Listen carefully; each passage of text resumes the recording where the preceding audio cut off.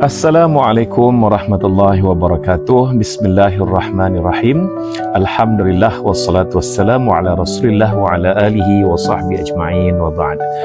Alhamdulillah, genap setahun yang berbahagia Datuk Dr. Hassan Bahrom memimpin Yadim selaku yang dipertua, dan beliau setakat ini telah menunjukkan suatu kepimpinan cemerlang, kepimpinan yang mendidik dan juga kepimpinan yang selalu menunjuk ajar kepada kami di pengurusan tertinggi dan juga kaki tangan di semua peringkat.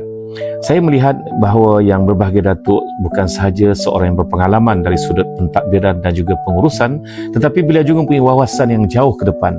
Sebab itulah ketika beliau mula-mula menerajui Yadim, beliau telah memperkenalkan 4 aulawiyat yang menjadi tumpuan kepada kepimpinan beliau di Yadim ini. InsyaAllah saya yakin dengan semangat dan juga kepimpinan yang begitu teliti, beliau juga seorang yang tinggi integriti dan amanahnya, Yadim akan menjadi sebuah institusi dakwah yang terulung, mencapai maksud dan tujuan penubuhannya, dan juga mencapai kepimpinan madani ke arah dakwah yang lebih global berpusat di lokal Malaysia ini.